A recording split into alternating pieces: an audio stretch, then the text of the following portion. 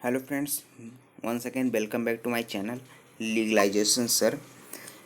सो friends, आज से हम स्टार्ट करने वाले भारतीय न्यास अधिनियम 1882 यानी इंडियन ट्रस्ट एक्ट 1882 के इम्पोर्टेंट एमसीक्यूज जो भी होंगे वो हम डिस्कस करेंगे। सो ये जो वीडियोज है हमारे दो पार्ट में रहेगा और ये हमारा पार्ट 1 रहेगा। उसके बाद हम अपलोड करेंगे पार्ट 2। सो फ्रेंड्स, इससे पहले हम जान लेते हैं कि इंडियन ट्रस्ट एक्ट है वो किस पर अप्लीकेबल होता है और ट्रस्ट कितने प्रकार का होता है। तो फ्रेंड्स, चलिए स्टार्ट करते हैं। जो हमारा ट्रस्ट है वो 3 प्रकार का होता है। कौन कौन सा? प्राइवेट ट्रस्ट, और दूसरा रिलीजियस ट्रस्ट, और तीसरा चैरिटेबल ट्रस्ट। ये 3 प्रकार के ट्रस्ट होते हैं, लेकिन जो इंडियन ट्रस्ट एक्ट है उसके अंडर में सिर्फ एक ही ट्रस्ट आता है और वो है प्राइवेट ट्रस्ट।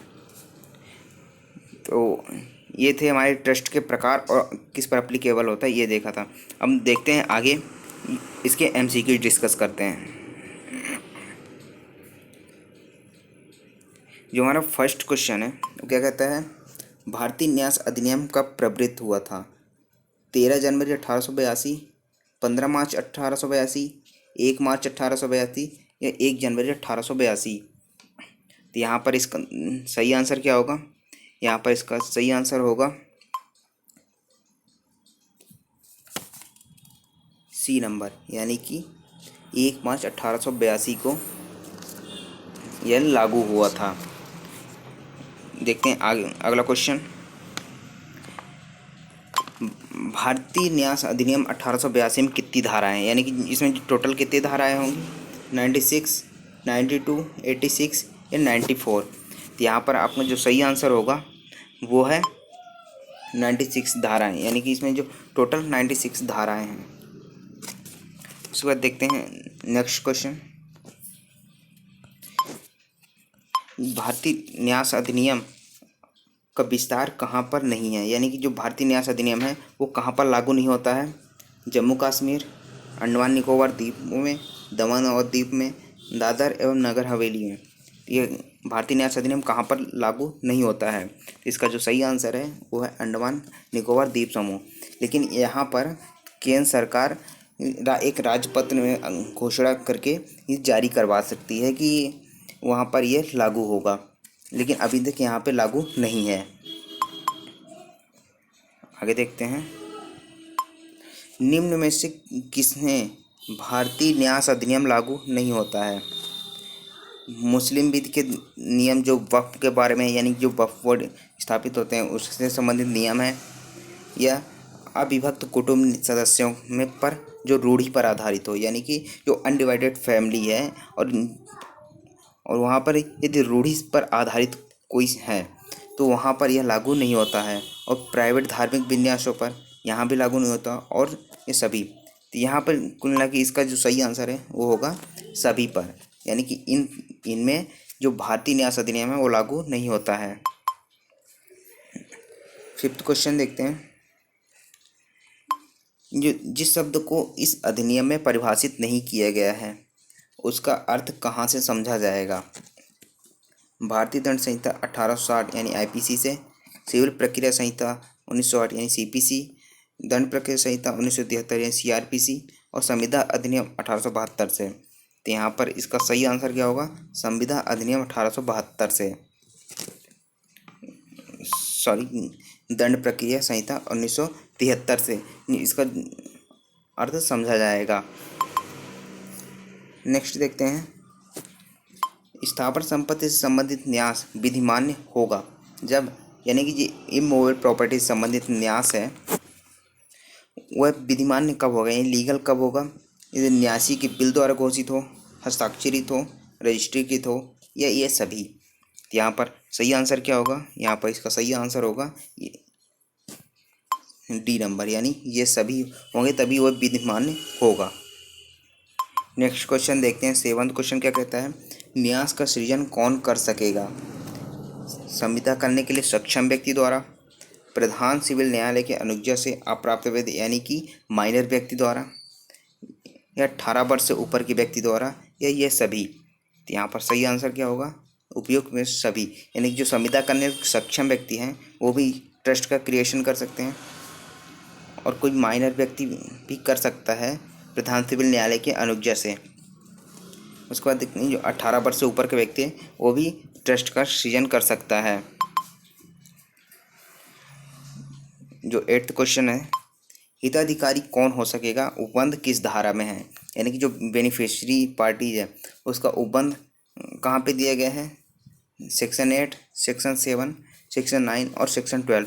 यहाँ पर इसका सही आंसर क्या होगा, इन चारों ऑप्शंस में जो सही आंसर है वो होगा सेक्शन 9। यानी सेक्शन 9 उपबंध करता है हिताधिकारी कौन हो सकेगा। 9th क्वेश्चन देखते हैं, न्यास के निष्पादन में हिताधिकारी संविदा करने के लिए अक्षम है, यानी कि सक्षम नहीं है, जहाँ पर कॉम्पिटेंट नहीं है वहाँ पर निष्पादन के लिए अनुज्ञा ले सकेगा। वहाँ यदि निष्पादन करना है तो उसके लिए किससे अनुज्ञा ले सकेगा, आरंभिक अधिकारिता वाले प्रधान सिविल न्यायालय द्वारा, न्यासी की अनुज्ञा से, या किसी भी न्यायालय के अनुज्ञा से, या उपयुक्त में से किसी की भी अनुज्ञा से निष्पादन के लिए अनुज्ञा ले सकेगा। तो यहाँ पर सही ऑप्शन क्या होगा, यहाँ पर सही आंसर होगा आरंभिक अधिकारिता वाले प्रधान सिविल न्यायालय द्वारा अनुज्ञा ले सकेगा। 10th क्वेश्चन देखते हैं, जो है धारा 12 के अनुसार न्यासी निम्न में से किसके लिए आबद्ध है, न्यास संपत्ति के मूल्य को चुकाने के लिए, न्यास संपत्ति की प्रकृति से स्वयं यथास्थित परिचित होने के लिए, यानी कि जल्द से जल्द उसे परिचित होने के लिए, जोखिम के लिए स्वयं तैयार रहने के लिए, या न्यास संपत्ति के बयान के लिए। तो यहाँ पर इसका सही आंसर क्या होगा, तो यहाँ पर इसका सही आंसर होगा बी नंबर ऑप्शन सही होगा कि न्यास संपत्ति की प्रकृति से स्वयं यथास्थित परिचित होने के लिए वह आबद्ध है। इसके बाद देखते हैं 11th क्वेश्चन क्या कहता है, न्यास का निम्न में से कौन सा दायित्व नहीं है, न्यास संपत्ति के हक का संरक्षण करना, न्यास संपत्ति से परिचित होना, बिनेश्वर संपत्ति का परिवर्तन, या संपत्ति का बयान। तो यहाँ पर इसका सही आंसर क्या होगा, इसका सही आंसर होगा संपत्ति का बयान। यानी कि उसका यह दायित्व नहीं है कि वो संपत्ति का बयान कर ले, यानी बेच दे या फिर कुछ भी और कर दे, ये डिस्पोज ऑफ करने का उसका दायित्व नहीं है। तो यहाँ पर 2 क्वेश्चन बन गए कि दायित्व नहीं है, तो यहाँ पर आंसर क्या होगा, संपत्ति का बयान। यानी और यहाँ पे अगर पूछा है कि दायित्व कौन सा है, तो यहाँ पर ये 3 ऑप्शन होंगे कि जो न्यास संपत्ति के हक का संरक्षण करना उसका दायित्व है, और न्यास संपत्ति से परिचित होना भी उसका दायित्व है, और बिनेश्वर संपत्ति के परिवर्तन, यानी कि यदि कोई ऐसी संपत्ति है जो बहुत जल्दी खराब हो जाने वाली है तो उसमें परिवर्तन करने का उसका दायित्व है। 12th क्वेश्चन है, न्यास संपत्ति के लेखा व जानकारी रखने से संबंधित प्रावधान किस धारा में है, धारा 17, धारा 19, धारा 25 या धारा 28। तो यहाँ पर सही आंसर क्या होगा, तो यहाँ पर आपका जो सही आंसर होगा वो है बी नंबर, यानी कि धारा 19 में बताया गया है न्यास संपत्ति के लेखा व जानकारी रखने से संबंधित प्रावधान बताए गए हैं।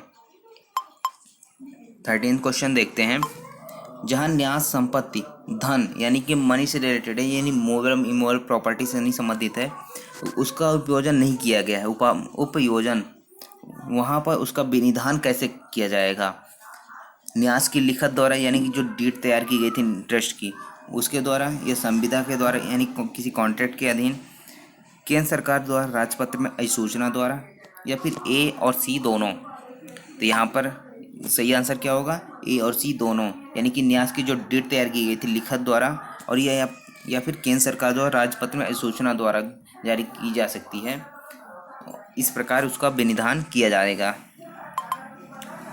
14th क्वेश्चन देखते हैं, न्यास भंग करने वाले न्यासी पर निम्न में से किस दशाओं में ब्याज संदाय करने का दायित्व होता है, यानी कि जो यदि न्यास भंग कर दिया गया है और न्यासी पर किन दशाओं में ब्याज संदाय करने यानी ब्याज देने का दायित्व होगा। तो यहाँ पर ऑप्शंस देखते हैं, जहाँ कि उसने ब्याज वास्तव में प्राप्त किया हो, या जहाँ ब्याज प्राप्त करना चाहिए था किंतु प्राप्त नहीं किया, या फिर जहाँ न्यास भंग हिताधिकारी को न्यास धन संदाय करने में अयुक्तियुक्त विलम्ब हो, या फिर इन सभी दशाओं में। तो इसका सही आंसर क्या होगा?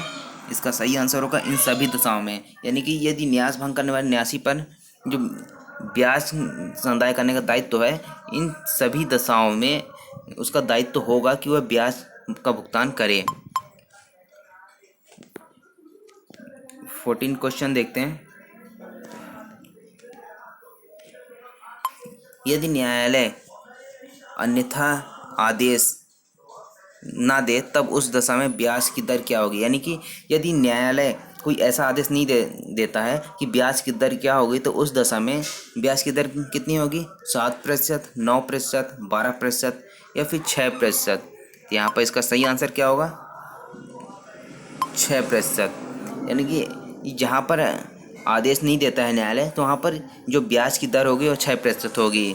या इसी प्रकार यदि आप सीपीसी में देखें तो वहाँ पर भी ब्याज की दर 6% ही है, यदि न्यायालय आदेश ना दे। इसके बाद देखते हैं, न्यास संपत्ति का सही लेखा और जानकारी रखने का दायित्व किसका है? किसका है? हिताधिकारी का, सहन्यासी का, न्यासी, या फिर ये सभी का? तो यहाँ पर सही आंसर क्या होगा? न्यासी का। यानी जो न्यास संपत्ति है उसका सही लेखा और जानकारी अकाउंटिंग करना किसका दायित्व है? न्यासी का दायित्व है। उसके बाद देखते हैं 17 क्वेश्चन क्या कहता है।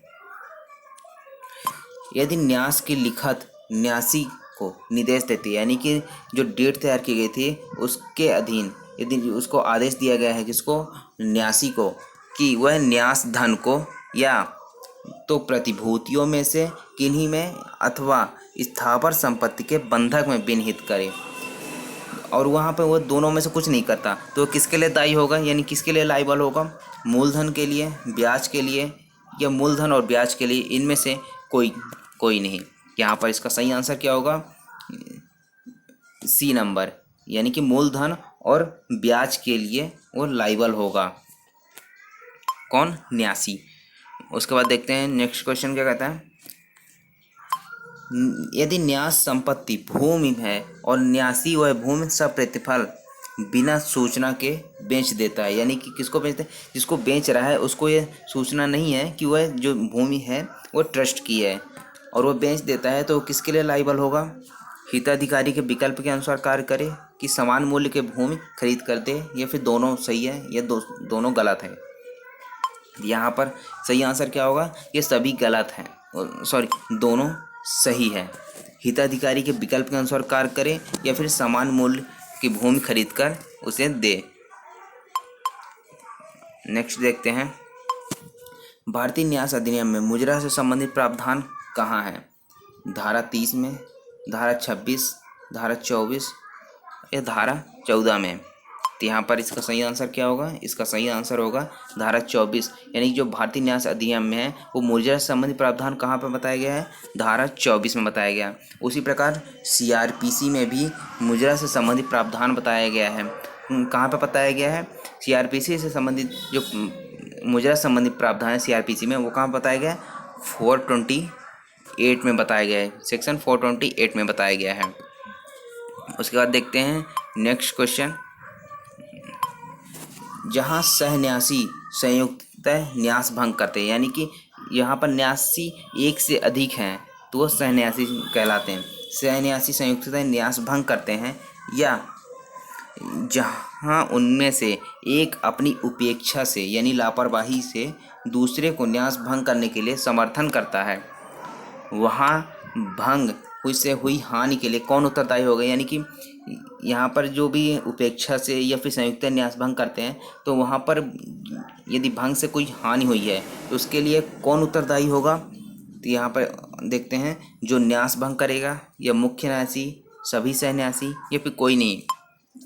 यहाँ पर आंसर होगा सभी न्यासी, यानी कि जो सी नंबर का ऑप्शन है वो सही होगा। उसके बाद सो फ्रेंड्स, ये थे हमारे आज पार्ट 1 के कुछ MCQ, important MCQs. So friends, यदि आपको वीडियो अच्छा लगा है हेल्पफुल लगा है तो लाइक करें, शेयर करें एंड कमेंट बॉक्स में कमेंट करके जरूर बताएं कि आपको वीडियो कैसा लगा है। और फ्रेंड्स, यदि आपने मेरे चैनल को सब्सक्राइब नहीं है तो सब्सक्राइब कर लें और बेल आइकन को प्रेस कर लें ताकि आने वाली वीडियोज़ की नोटिफिकेशन आपको मिलती रहे। Thank you so much for watching legalisation sir.